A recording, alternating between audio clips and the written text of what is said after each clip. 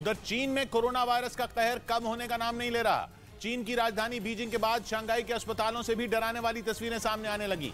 Shanghai में भी कब्रिस्तानों में शवों को रखने की जगह खत्म हो चुकी है, लेकिन चीन की पूरी कोशिश यह है कि किसी भी तरह कोरोना से जुड़े आंकड़े दुनिया से छिपाए जा सकें। हालांकि लाख कोशिश के बावजूद वो बीजिंग के बाद शंघाई की हालत भी छुपा नहीं पाया और शंघाई से हैरान करने वाले वीडियो सामने आए। शंघाई में भी कोरोना इतने लोगों की जान ले चुका है कि वहां कब्रिस्तान तक भर गए। जगह न होने की वजह से कब्रिस्तान की पार्किंग में शवों को रखा गया। अंतिम संस्कार करने वाले फ्यूनरल होम भी कम पड़ने लगे।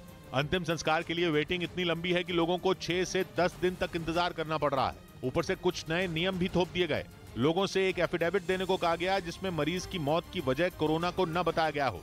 अंतिम संस्कार करवाने के लिए ये सबसे जरूरी शर्त बताई गई है। इसीलिए शंघाई में लोगों की मौतें तो हो रही हैं, लेकिन सरकारी आंकड़ा बढ़ने का नाम नहीं ले रहा।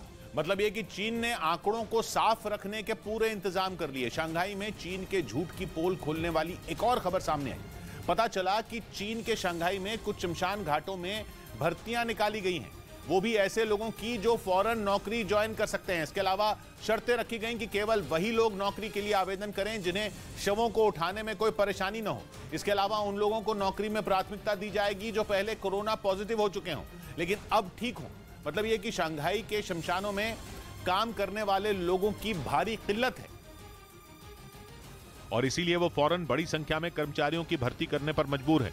पिछले कुछ हफ्तों में केवल बीजिंग में ही कब्रिस्तानों के भरने की खबर आई थी। दावा किया जा रहा था कि बीजिंग जैसा हाल चीन के बाकी शहरों में नहीं है, लेकिन शंघाई में तो क्रिसमस पर बहुत बड़े जश्न तक का वीडियो सामने आया था। ऐसे में हालात ने ऐसी करवट ली कि शंघाई की भी हालत बिगड़ गई। अब तो माना जा रहा है कि कोरोना वायरस एक एक कर चीन के हर शहर में पहुंच रहा है और रोजाना वहां लाखों लोग कोरोना पॉजिटिव पाए जा रहे हैं।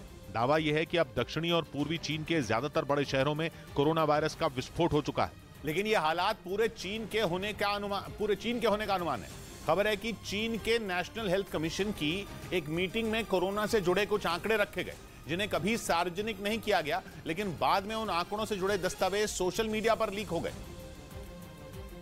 जिनसे चीन के सही हालात पूरी दुनिया के सामने आ गए। इस मीटिंग में दावा किया गया था कि केवल 20 दिन में चीन के 25 करोड़ लोग कोरोना पॉजिटिव हो गए। ये चीन की कुल आबादी का लगभग 18% हिस्सा है, जबकि पहले कुछ एजेंसियों ने अनुमान जताया था कि 3 महीने में चीन के 80 करोड़ लोग कोरोना पॉजिटिव हो सकते हैं। लेकिन लीक दस्तावेजों से साफ हो गया कि जिस मॉडल के आधार पर 80 करोड़ लोगों का आंकड़ा निकाला गया था वो काफी सटीक था। लेकिन चीन के लिए यह आंकड़ा डराने वाला जरूर है, क्योंकि जिस तरह चीन के अस्पताल और वहां की स्वास्थ्य सुविधाएं दम तोड़ चुकी हैं, आने वाले महीने टेंशन बढ़ाने वाले होंगे। ऊपर से बदहाल हो चुकी अर्थव्यवस्था भी चीन की टेंशन बढ़ा रही है। खबर है कि अभी से चीन की अर्थव्यवस्था दम तोड़ चुकी है, जिसका असर भी दिखना शुरू हो गया और कई धंधे ऐसे हैं जहां लोगों को तनख्वाह तक मिलनी बंद हो गई। विरोध करने के लिए लोग सड़कों पर उतर आए। विरोध प्रदर्शनों के केंद्र में चीन के राष्ट्रपति शी जिनपिंग है।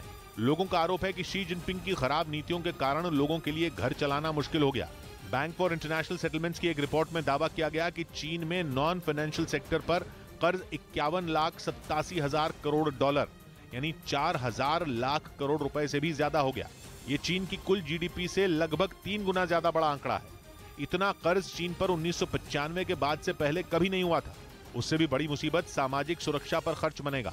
जितने लोगों की मौत होगी उनके परिवारों को मुआवजा देना पड़ेगा।